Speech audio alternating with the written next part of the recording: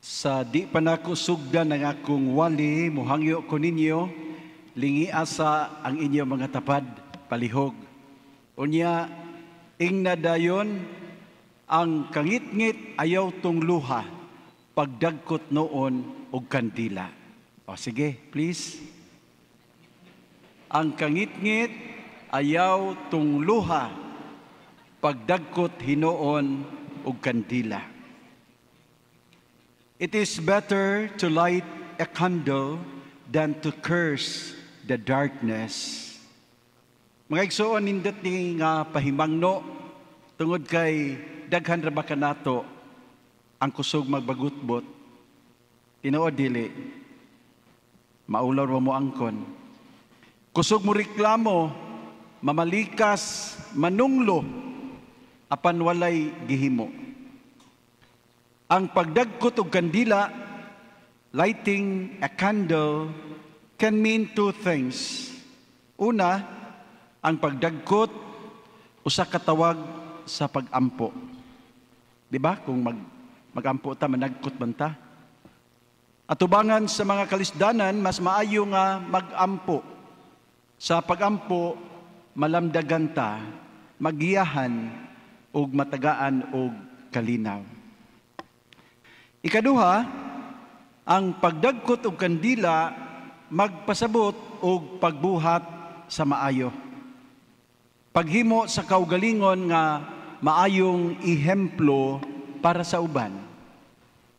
Taliwala sa daghang dautan ang pagmodelo sa mga matarong maoy gikinahanglan. Amen? So, rather than curse the darkness, it is better to light a candle. Pakpakan na to ang tanan. Baguhay lang mga igsuon, kaming inyong mga obispo sa Pilipinas, naghimo sa among plenary assembly dito sa Kauluhan. Sa maong meeting, apil sa among gipamalandungan, mao ang mga makabalisang panghitabo sa atong kinabuhi, isip nasod o isip simbahan karon. Aduna kami nakita og nabati nga makadisturbo og angay gayod hatagan nato og dakong pagtagad. Labing siguro makarelate kamo niini. Pananglitan, sa natad sa moralidad, nagkadaghan karon ang mga tao nga di na mahadlok magbuhat og dautan. Makaalarma ang pagkawala sa konsensya sa daghang mga tao. Sa ekolohiya, makarelate pod mo ani, makabalisa pagayo ang mga epekto sa global warming o climate change. Gani, nasayod man mo no? Dito sa Amerika, sa California, grabe ang sunog sa ilang kalasangan. Dili sa ato, mabati sa nato ang sobrang kainit. Unya, kung magbaha, mag-ulan, sobra-sobra. That is part of the effects of climate change. Sa ekonomiya, nagkagrabe ang kapobrehon o kalisod sa mga tao. Dini sa ato. Ang pagdaghan sa mga walay trabaho, ang pagtaas sa presyo sa mga palaliton.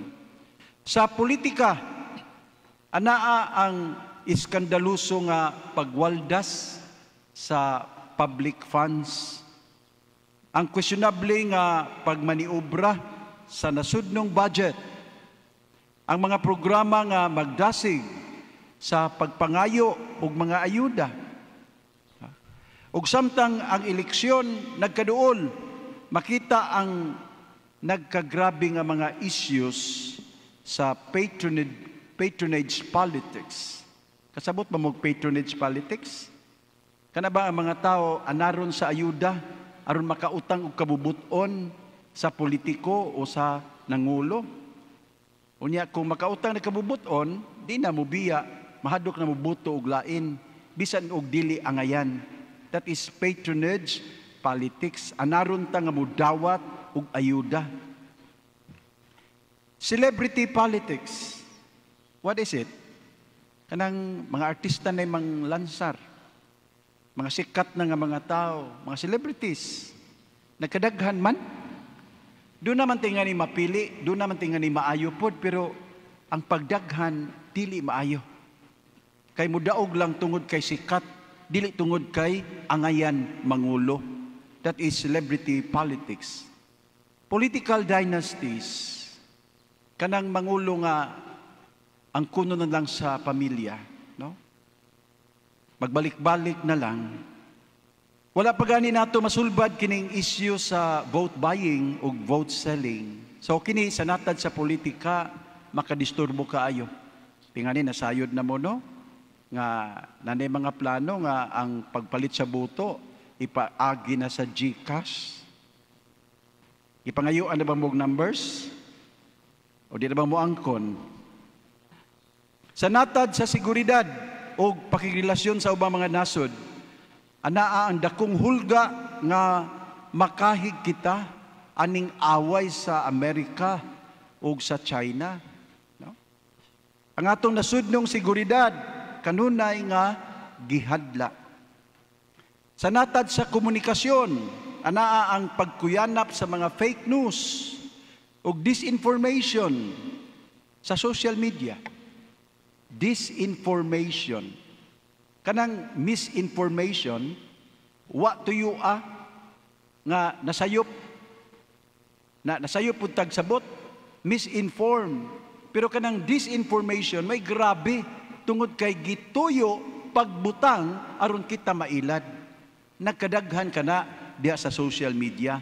Ang bakak maunay mahimong ilhon nga tinuod. Ang kamatuoran, mao na nooy ilhon nga bakak.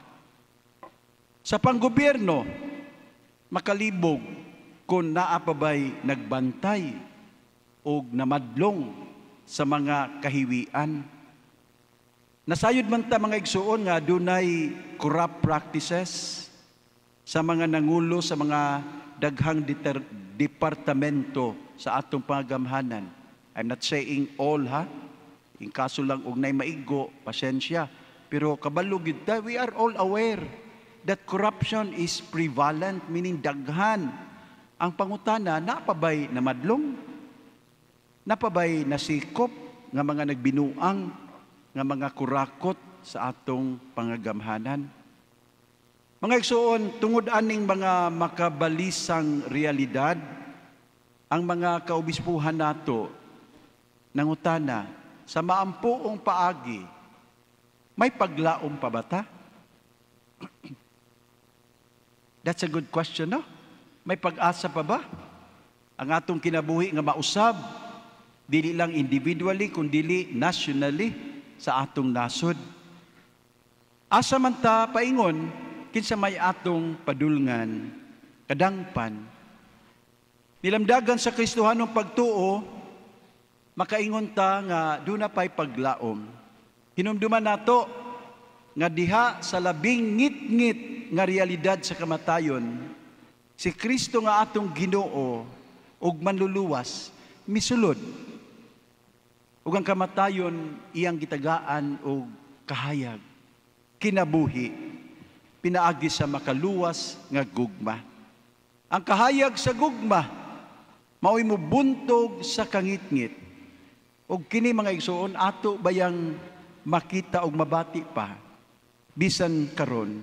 Pinaagi sa mga tao nga naningkamot pagsunod kang Kristo. Pananglitan, diya sa mga pangulo nga adunay saktong baruganan di prinsipyo og milihok para sa maayong pangagamhanan.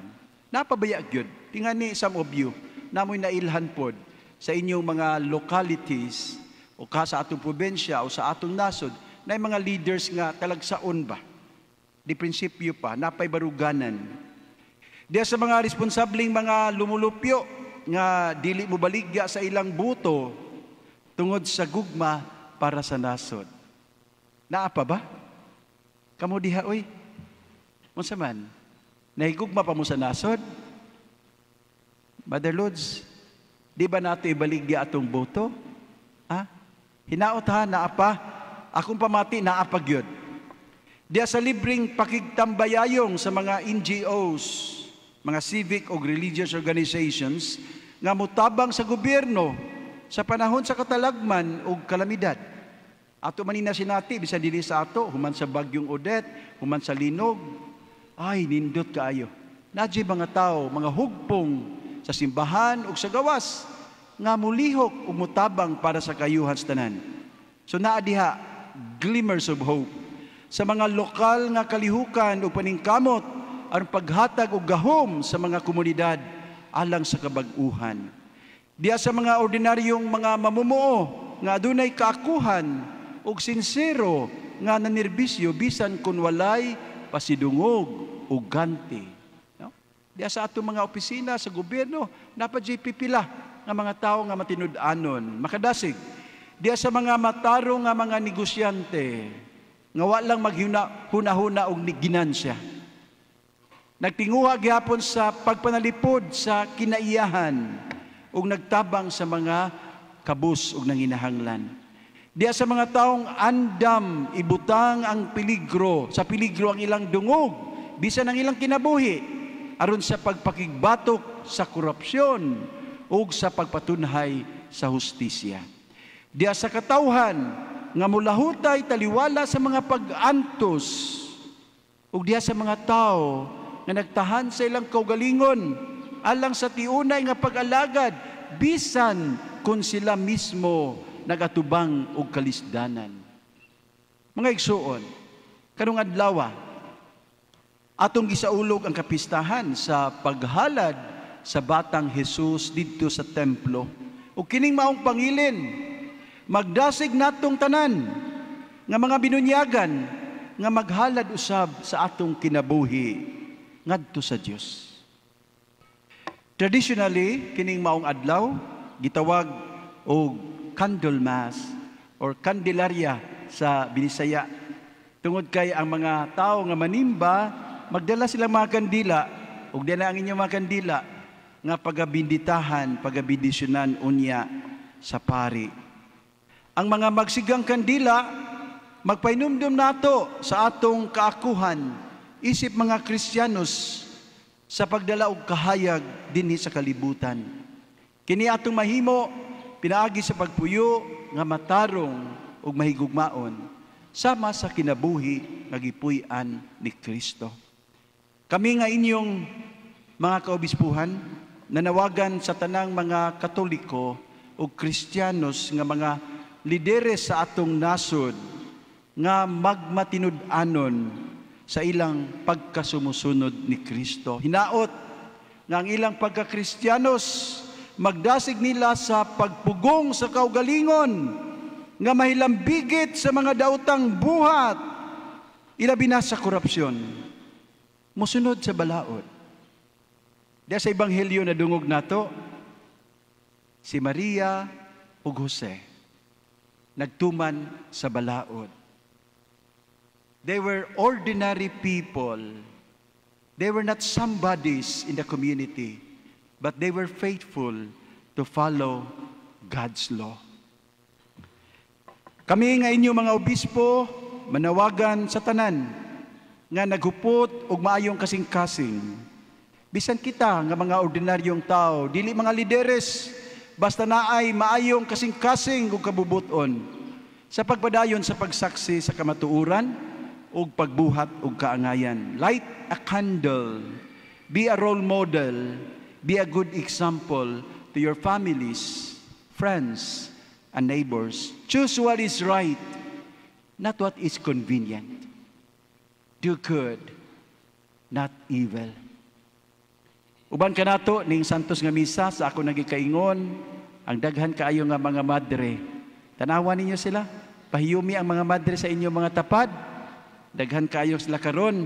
Ngano man tungod kay karong adlaw sa ako nagikaingon, ang simbahan nag-isip nga World Day for Consecrated Persons. Daghan sila, no? Pero sa tinuod lang, endangered species na sila. Nag-anam sila kagamay. Mao na nga atong gamiton kining maong adlaw sa pagkampanya ug dugang nga bukasyon. Ampo ta ba o magdasig ta sa atong mga kabatanunan nga mosulod sa kumbento, magmadre, mosulod sa seminaryo, magpare o kaha mag-religious brother. Thank you, my dear sisters, religious brothers who are here, religious sisters, thank you so much. Pinanguluhan sa atong Episcopal Vicar for the Religious, si Monsignor Vic Uy, ako nga inyong obispo magpasalamat ninyo sa inyong pagtahan, sa inyong kaugalingon ug makanunayong pagpanerbisyo sa simbahan. Hinaot kamo magpabilin nga nagsiga nga kandila nga makadasig sa uban nga mutunong usab sa kabubuton sa Dios. Mga igsoon, atong isalig ang atong panaw ug lawig sa pagtuo niining tuig sa yubileo. Isip katawhan nga matuuhon, mulawig kita nga malaumon. Bahala nag unsa may tabo, pabilin tang malaumon. Muduol ta kang Kristo ug muhawid ta sa mahal nga inahan, ang Birhen sa pagtuo ug paglaom si Maria, aron siya kanunay magdala kanato ngadto sa kiliran sa iyang anak nga si Jesus. And we don't forget this. It is better to light a candle than curse the darkness.